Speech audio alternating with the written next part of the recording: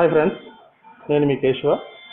ఈరోజు sample dress తోటి మనం మెజర్మెంట్స్ తీసుకొని టాప్ ఎలా కుట్టుకోవాలి. ఇప్పుడు వరకు బాడీ మెజర్మెంట్స్ తోటి మీకు చెప్పాను చాలాసార్లు.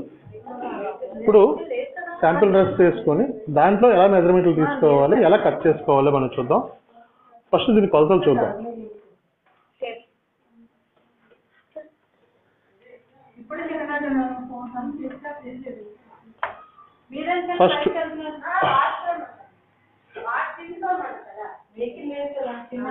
ఫస్ట్ పొడుగు తీసుకోండి. పొడుగు తీసుకొని ఎంత పొడుగు ఉంటే ఆ పొడుగు ఒక దగ్గర రాసుకోండి. ఒక దగ్గర ఈ కొలతలన్నీ కూడా రాసుకోండి. 35.5 పొడుగు. అలాగే చంక డౌన్ కూడా మామూలుగా మన కొలతల్లో వెళ్తే చెస్ట్ 6వ భాగానికి వెళ్తాం. దీనికి ఎంత ఉంటే అంత డౌను క్యాలిక్యులేట్ చేసుకోవాలి. ఈ కుట్టు ఎక్కడికైతే ఉందో అక్కడ వరకు టేప్ అలా స్ట్రైట్గానే ఉంచుకొని క్యాలిక్యులేట్ చేయండి. అంటే 5 ఇంచులు వచ్చింది. ఆ 5 కూడా పక్కన రాసుకోండి.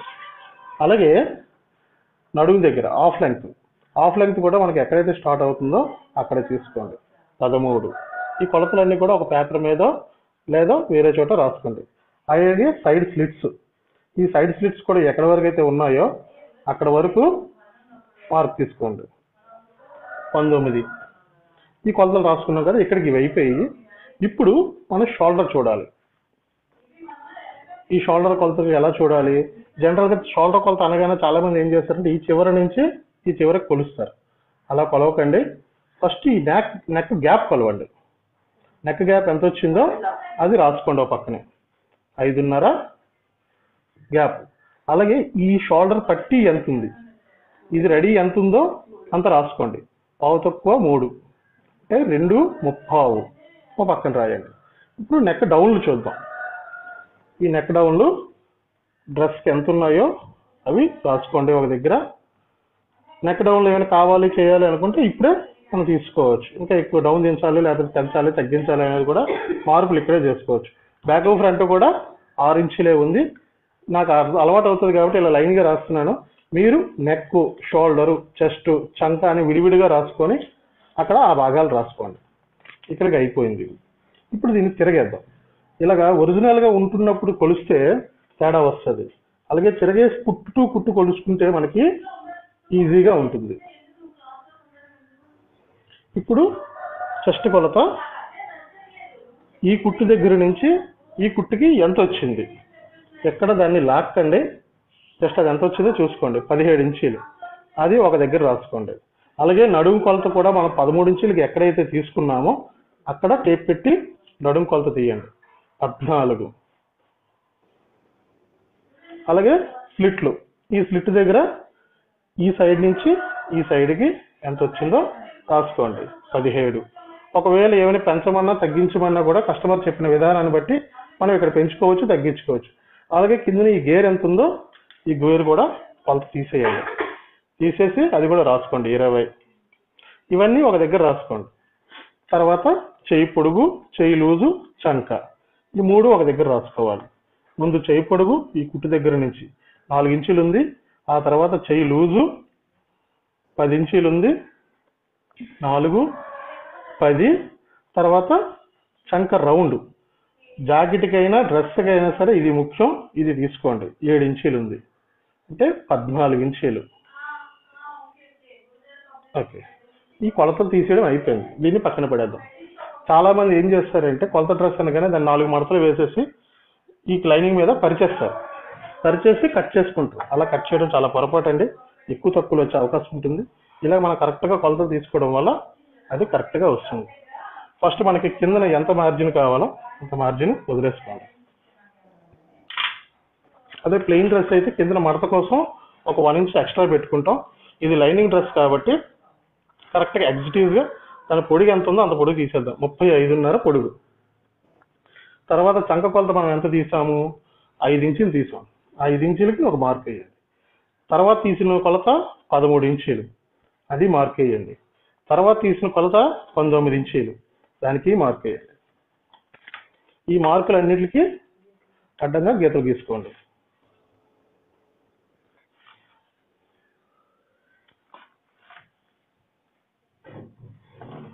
అయిపోయింది కదా.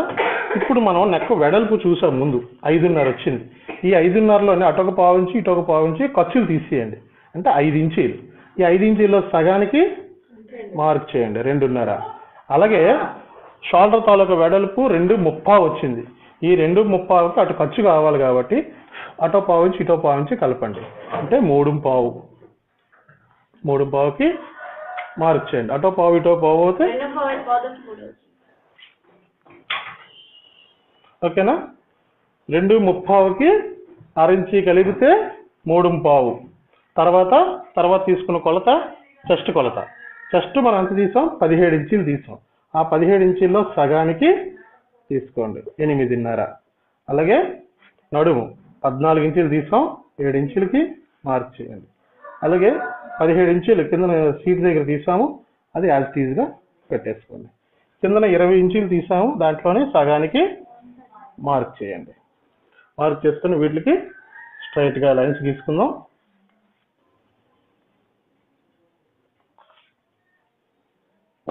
ఇది తీసేటప్పుడు చాలా మంది ఏం చేస్తారంటే ఇక్కడ నుంచి ఇది ఇలా రౌండ్ షేప్ తీసుకుని వెళ్ళిపోతారు. దీంట్లో చిన్న మ్యాజిక్ ఉందండి. ఇక్కడ నుంచి మనకి ఇంచుమించు 2.5-3 ఇంచీలు చంక కింది వరకు కూడా బ్రెస్ట్ తాలూకా కొలత వస్తుంది. ఆ కొలత దగ్గర వచ్చినంత వరకు చిన్న స్ట్రైట్ షేప్ ఇవ్వండి.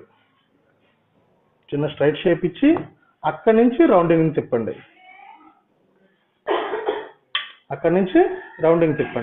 అదే జనరల్గా మనం పైనుంచి కిందకి మనం రౌండింగ్ వేసేస్తే ఇంత డిఫరెన్స్ వస్తుంది.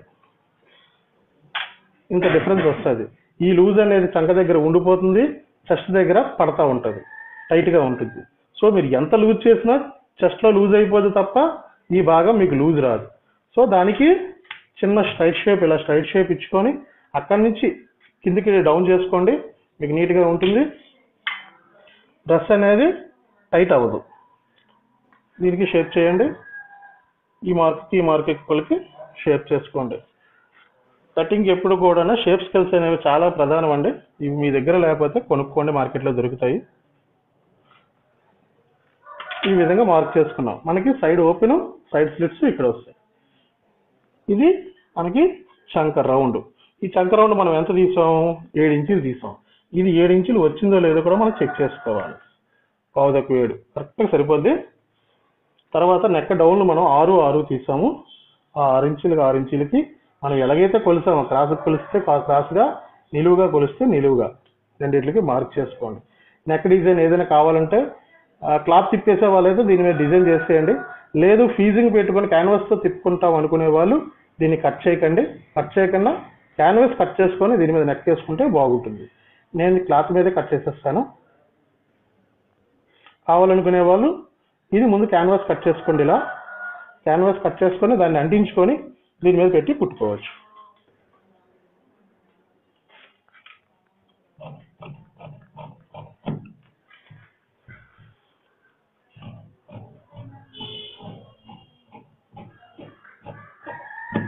దీనికి మనకి ఖర్చు ఎంత కావాలో అంత ఖర్చు ఉంచుకోండి. మినిమం 1.5 ఇంచు, 2 ఇంచులు ఉంటే సరిపోతుంది. ఎక్కువ ఖర్చు ఉన్నా సరే సైడ్లో ముడతలుగా ఉంటుంది. అలాగే సైడ్ స్లిట్స్ దగ్గరికి వచ్చేసరికి కొద్దిగా తగ్గించుకోండి. పైన ఎంత అయితే ఖర్చు ఉంచామో అంత ఖర్చు ఉంచేస్తే ఇక్కడ మడతలు బాగా లావుగా వస్తాయి. ఈ విధంగా కట్ చేసుకోండి. మనకి ఎక్కడైతే స్లిట్లు ఓపెన్స్ వస్తాయో అక్కడ కాట్లు పెట్టుకోండి. అలాగే సైడ్ మనం ఎంతైతే మార్జిన్ ఉంచుకున్నామో అక్కడ కూడా ఒక కాట్ పెట్టుకోండి. నెక్ దగ్గర కూడా ఒక కాట్ పెట్టుకోండి. ఎందుకంటే ఫ్రంట్ బ్యాక్ వేరువేరుగా తెగిపోతాయి కాబట్టి ఫ్రంట్ అంత అనేది బ్యాక్ అంత అనేది మళ్ళీ మార్క్ చేసుకోవాలి.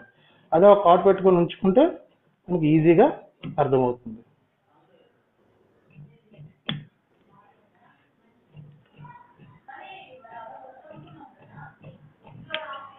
ఇది నెక్ మనం కరెక్ట్గా తిప్పుకుంటే ఈ షేప్ వస్తుంది.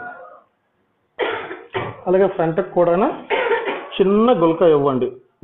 జాకెట్కి ఇచ్చేటట్లు ఎక్కువగా కాకపోయినా జస్ట్ ఒక 1/2 ఇంచ్ వరకు ఫ్రంట్ గుల్క తీసుకోవచ్చు. అలాగే బ్యాక్ నెక్ సాధారణంగా అందరూ రౌండే వేసుకుంటారు. బ్యాక్ డిజైన్ కావాలంటే డిజైన్ కూడా చేసుకోవచ్చు.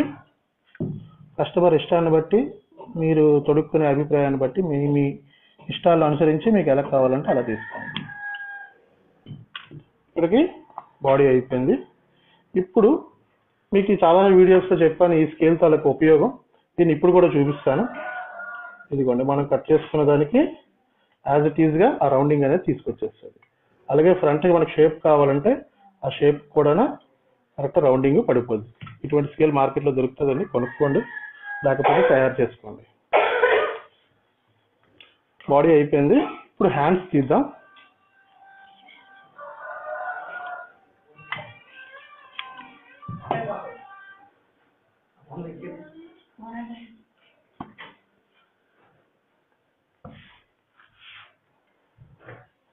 జనరల్గా ఎప్పుడు కూడా ముందు లైనింగే కట్ చేసుకోవాలండి.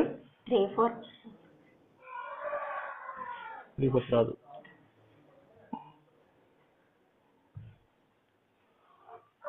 ఈ విధంగా 4 మడతలు తీసుకోండి. 4 మడతలు తీసుకొని కింద మార్జిన్ ఎంత కావాలంటే అంత ఉంచుకోండి. కింద పైపింగ్ వేద్దాం అనుకునే వాళ్ళకి ఒక 1/4 ఇంచ్ 1/2 ఇంచ్ మార్జిన్ సరిపోతుంది. లేదు ఇదే బటన్ మడవాలంటే ఒక 1 ఇంచ్ పెట్టుకోవాలి. దీని చేయి పొడుగు 4 ఇంచీలు తీసాము. 4 కరెన్సీ కలిపితే ఖర్చుతోటి 4.5. డౌన్ ఒక 2.5 వేసుకోండి. చంక డౌన్ మనం 5 ఇంచీలు వేసాం కాబట్టి దాంట్లో ఆఫ్ వేసుకుంటే సరిపోద్ది. డ్రెస్కి 6 ఇంచులు వేస్తే 3.5 వేయండి, 3 ఇంచులు వేయండి. అదే 6.5 వేస్తే 3.5 వేయండి. ఆ విధంగా ఈ డౌన్ మనం క్యాలిక్యులేట్ చేసుకోవచ్చు. అదే మీ కొలతల్లో చెప్పినప్పుడు ఇది చెస్ట్లో 10వ భాగాన్ని చెప్పాను, ఆ విధంగానే ఫాలో అవ్వచ్చు, ఈ విధంగానే ఫాలో అవ్వచ్చు. మనం చంక రౌండ్ ఇప్పుడు 7 ఇంచులు తీసాము. ఆ 7 ఇంచులు ఈ పైనుంచి క్రాస్గా తీసుకోండి. చేయి లూజ్ 10 ఇంచులు తీసాము, దాంట్లో హాఫ్కి మార్క్ చేయండి. 10 ఇంచులు దీనికి రౌండింగ్ ఇలా మార్క్ చేయండి. ఈ రౌండింగ్ మీకు రాలేదనుకోండి, ఈ స్కేల్ తోటి దీని ఉపయోగం కూడా మీకు చెప్పాను. ఇంచున్నర ఇక్కడి నుంచి ఇది ఇంచున్నర వదిలేసి అక్కడి నుంచి మార్క్ చేసుకోండి. నేను ముందు వేసిన మార్క్కి తర్వాత స్కేల్తో వేసిన మార్క్కి దాదాపు ఒక 2 గీతలు తేడా వచ్చిందండి అంతే. ఈ స్కేల్ తాలూకు ఉపయోగం ఇది. అన్ని విధాలా ఇది మీకు ఉపయోగపడుతుంది. కరెక్ట్గా మార్క్ మీద తీసేయండి. ఇక్కడ వరకు కాటు వరకు వచ్చిన తర్వాత మార్కు కిందికి ఉంది కదా అని కిందకి కట్ చేయకూడదు. ఇక్కడ నుంచి కొంత తేల్చండి పైకి. తర్వాత దీనికి పైపింగ్ కావాలనుకున్నప్పుడు చిన్న ఖర్చు ఉంచి కత్తిరించేసుకోవచ్చు. దీనికి కూడా కాట్లు పెట్టుకోండి, దీనికి కాటు పెట్టండి. అలాగే ఫ్రంట్ షేప్ కోసం మీకు ఒక చిన్న లెక్క చెప్పానండి ఇది వరకు. ఇది ఎంతైతే మనం పెట్టామో 7 ఇంచీలు, దీంట్లో సగానికి మార్క్ చేయండి 3.5.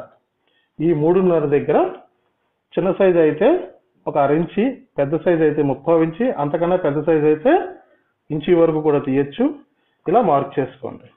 ఇలా మార్క్ చేసుకొని ఇదే స్కేల్ని మళ్ళీ మనం యూజ్ చేసుకుంటూ ఆ హాఫ్ వరకు ఫస్ట్ ఒక మార్క్ వేయండి.